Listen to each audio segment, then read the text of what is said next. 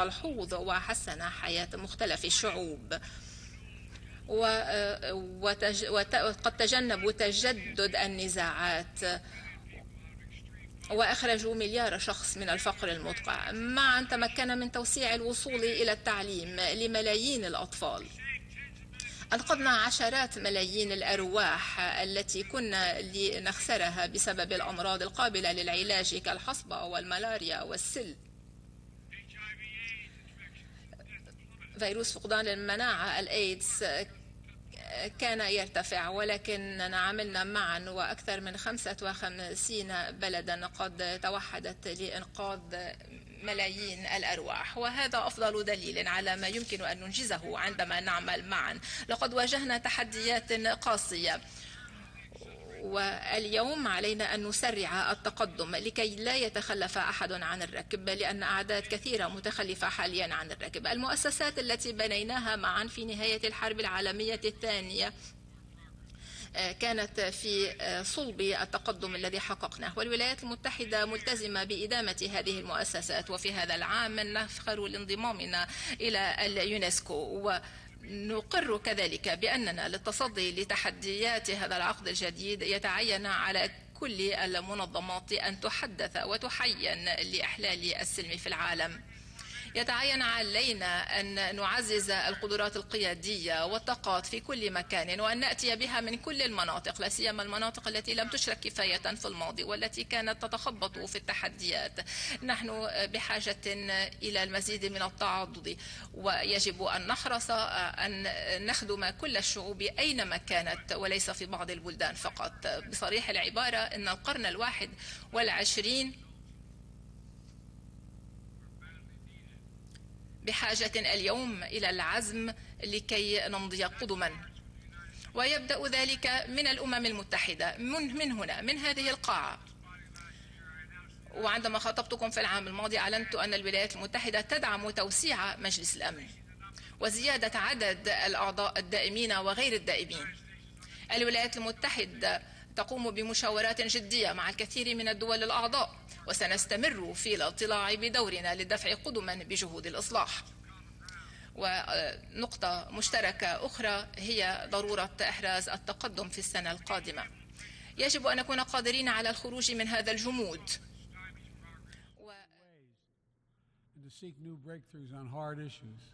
For example, on Haiti, the Caribbean community is facilitating a dialogue among Haitian society. I thank President Ruto of Kenya, I thank him for his willingness to serve as the lead nation of a UN-backed security support mission. I call on the Security Council to authorize this mission now. The people of Haiti cannot wait much longer. The United States is working across the board to make global institutions more responsive, more effective, and more inclusive.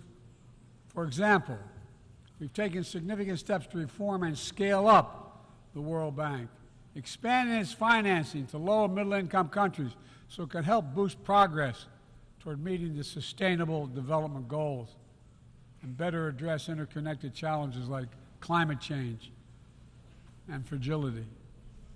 Under the new president of the World Bank, change is already taking root. Last month, I asked the United States Congress for additional funds to expand World Bank financing by $25 billion. And at the G20, we rallied the major economies of the world to mobilize even more funding. Collectively, we can deliver a transformational boost to World Bank lending. And because the multilateral development banks are among the best tools we have for mobilizing transparent, high-quality investment in developing countries, reforming these institutions can be a game changer. Similarly, we proposed making sure developing countries have a strong voice and representation at the International Monetary Fund. We're going to continue our efforts to reform the World Trade Organization, preserve competition, openness, transparency, and the rule of law, while at the same time equipping it to better tackle modern-day imperatives like driving the clean energy transition, protecting workers, promoting an inclusive and sustainable growth. And this month, we strengthened the G20 as a vital forum welcoming the African Union as a permanent member. By upgrading and strengthening our institutions, that's only half of the picture. We must also forge new partnerships, confront new challenges. Emerging technologies such as artificial intelligence hold both enormous potential and enormous peril. We need to be sure they are used as tools of opportunity, not as weapons of oppression. Together with leaders around the world, the United States is working to strengthen rules and policies so AI technologies are safe before they're released to the public. To make sure we govern this technology, not the other way around, having it govern us. And I'm committed to working through this institution and other international bodies and directly with leaders around the world, including our competitors, to ensure we harness the power of artificial intelligence for good while protecting our citizens from its most profound risk. It's going to take all of us. I've been working on this for a while, as many of you have. It's going to take all of us to get this right.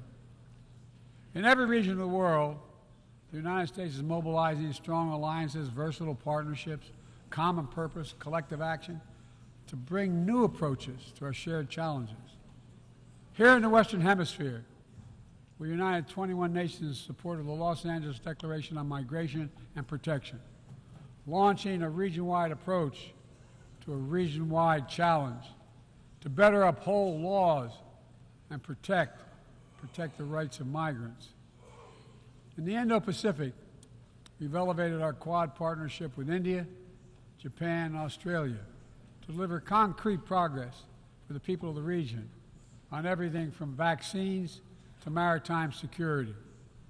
Just yesterday, after 2 consultations in diplomacy, the United States brought together dozens of nations across 4 continents to establish a new partnership for Atlantic cooperation so that the coastal Atlantic countries can better cooperate on science, technology, environmental protection, and sustainable economic development.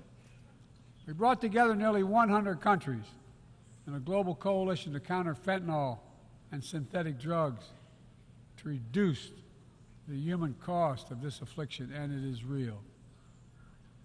And as the nature of the terrorist threats evolve and the geography expands to new places, we're working with our partners to bring capabilities to bear to disrupt plotting, degrade networks, and protect all of our people. Additionally, we convened the Summit for Democracy to strengthen democratic institutions, root out corruption, and reject political violence. And in this moment where democratically elected governments have been toppled in quick succession in West and Central Africa, we're reminded that this work is as urgent and important as ever. We stand with the African Union and ECOWAS and other regional bodies to support constitutional rule. We will not retreat from the values that make us strong. We will defend democracy, our best tool to meet the challenges we face around the world. And we're working to show how democracy can deliver in ways that matter to people's lives. The Partnership for Global Infrastructure and Investment addresses the enormous need and opportunity for infrastructure investment in low and middle income countries, particularly in Africa, Latin America, and Southeast Asia. Through strategic, targeted public investments, we can unlock enormous amounts of private sector financing. The G7 has pledged to work with parties to collectively mobilize $600 billion in infrastructure financing by 2027. The United States has already mobilized more than $30 billion to date. We're creating a race to the top with projects that have high standards for workers, the environment, and intellectual property while avoiding the trap of unsustainable debt.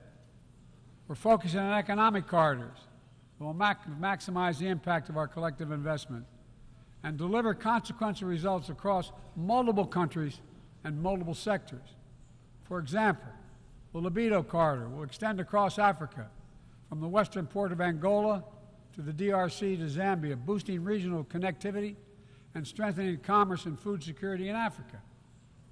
Similarly, the groundbreaking effort we announced at the G20 to connect India to Europe through the UAE, Saudi Arabia, Jordan, and Israel will spur opportunities and investment across two continents. This is part of our effort to build a more sustainable, integrated Middle East. It demonstrates how Israel's greater normalization and economic connection with its neighbors is delivering positive and practical impacts, even as we continue to work tirelessly to support a just and lasting peace between the Israelis and Palestinians, two states for two people. Now, let me be clear. None of these partnerships are about containing any country. They're about a positive vision for our shared future. When it comes to China, I want to be clear and consistent. We seek to responsibly manage the competition between our countries so it does not tip into conflict. I've said we are for de-risking, not decoupling with China. We will push back on aggression and intimidation and defend the rules of the road, from freedom of navigation to overflight to level economic playing field that have helped safeguard security and prosperity for decades. But we also stand ready to work together with China on issues where progress hinges on our common efforts. Nowhere is that more critical than accelerating the climate crisis, than the accelerating climate crisis. We see it everywhere. Record-breaking heat waves in the United States and China, wildfires ravaging North America and Southern Europe, a fifth year of drought in the Horn of Africa, tragic flooding in Libya. My heart goes out to the people of Libya. That's killed thousands of people. Together, these snapshots tell an urgent story of what awaits us if we fail to reduce our dependence on fossil fuels and begin to climate-proof the world. For one day, my administration, the United States, has treated this crisis as an existential threat from the moment we took office, not only for us, but for all of humanity. Last year, I signed into law in the United States the largest investment ever anywhere in the history of the world to combat the climate crisis and help move the global economy toward a clean energy future. We're also working with the Congress to quadruple our climate financing to help developing countries reach their climate goals and adapt to climate impacts. And this year, the world's on track to meet the climate finance pledge that made under the Paris Agreement, $100 billion to raise collectively. But we need more investment from public and private sector alike, especially in places that have contributed so little to global emissions, but face some of the worst effects of climate change, like the Pacific Islands. The United States is working directly with the Pacific Island Forum to help these nations adapt, build resilience to the climate impacts, even as we lead the effort to build innovative new partnerships that attack the global challenges from all sides.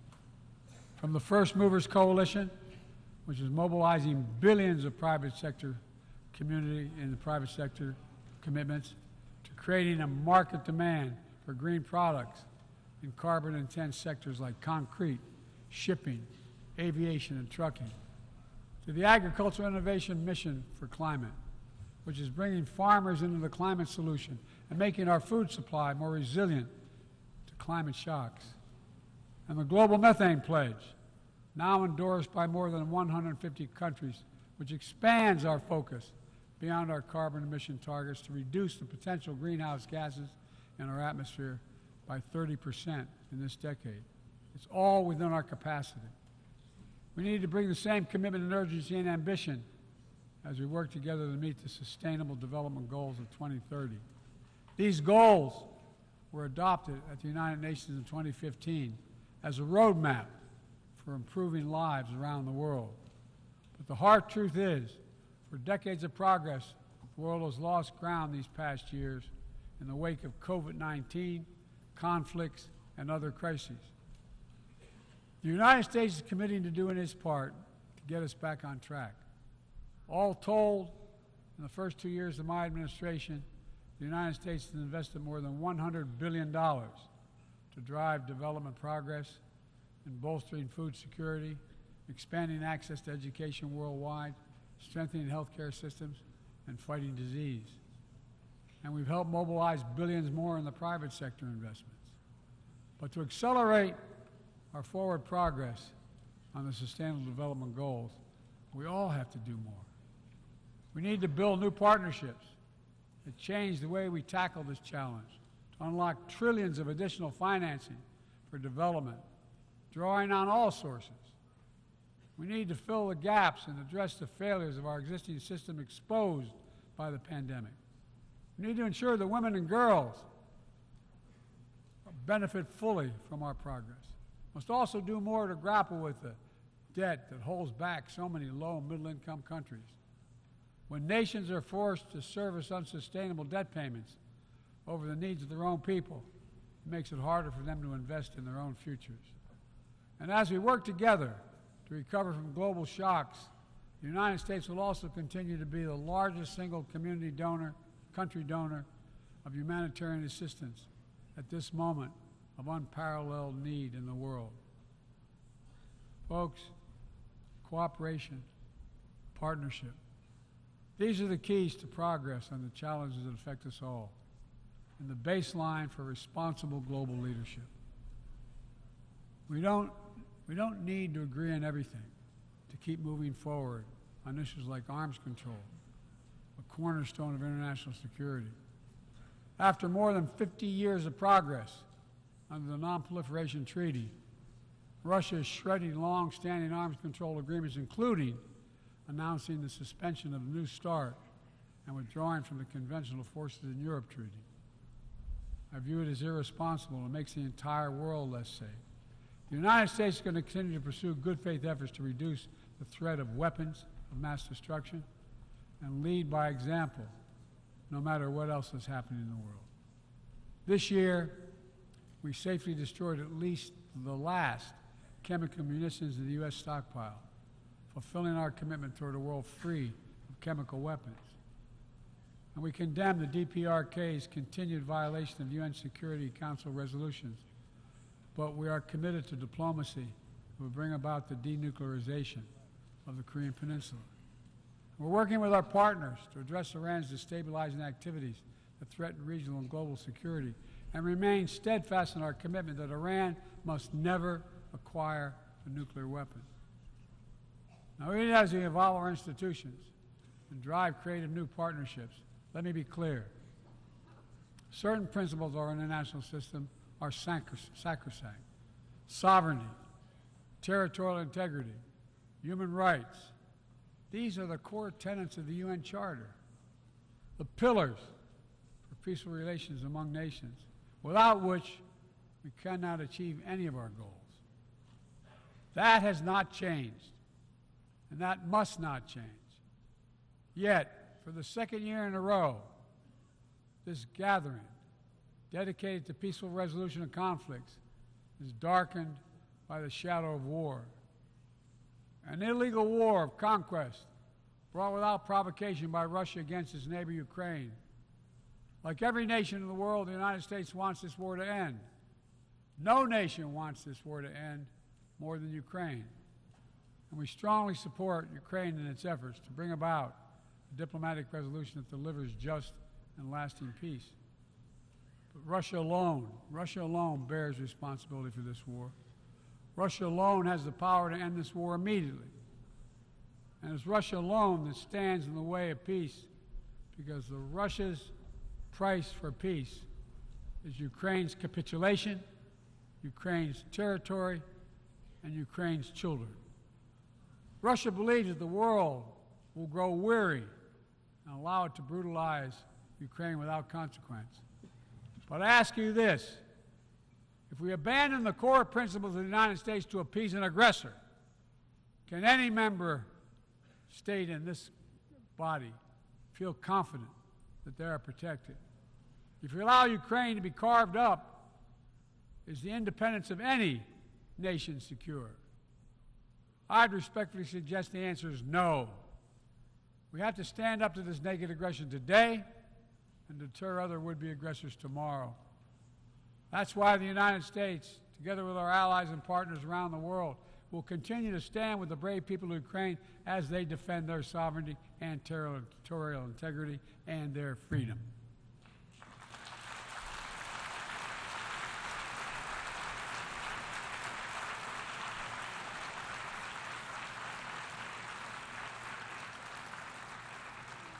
It's not only an investment in Ukraine's future, but in the future of every country that seeks a world governed by basic rules that apply equally to all nations and uphold the rights of every nation, no matter how big or small.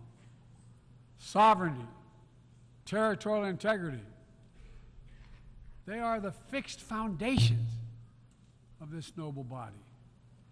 And universal human rights is its North Star. We cannot sacrifice either. 75 years ago, the Universal Declaration of Human Rights captured a remarkable act of collective hope. I say that again, collective hope. Drafted by a committee representing different regions, faiths, philosophies, and adopted by the entire General Assembly. The rights contained in the Declaration are elemental and enduring. And while we still struggle to uphold equal and inalienable rights of all, they remain ever steady and ever true. We cannot turn away from abuses, whether in Xinjiang, Tehran, Darfur, or anywhere else. We have to continue working to ensure that women and girls enjoy equal rights and equal participation in their societies, that indigenous groups, racial, ethnic, religious minorities, people with disabilities do not have their potential stifled by systemic discrimination, that the LGBTQI plus people are not prosecuted or targeted with violence because of who they are. These rights are part of our shared humanity. They're absent. When they're absent anywhere, their loss is felt everywhere. They are essential to the advancement of human progress that brings us together. My fellow leaders, let me close with this. At this inflection point in history, we're going to be judged by whether or not we live up to the promises we made to ourselves, to each other, to the most vulnerable, and to all those who will inherit the world we create, because that's what we're doing. Will we find within ourselves the courage to do what must be done, to preserve the planet, to protect human dignity, to provide opportunity for people everywhere, and to defend the tenets of the United Nations? There can only be one answer to that question. We must, and we will. The road ahead is long and difficult, but if we persevere, and prevail, if we keep the faith in ourselves and show what's possible, let's do this work together. Let's deliver progress for everyone. Let's bend the arc of history for the good of the world, because it's in our power to do it. Thank you for listening. You're kind.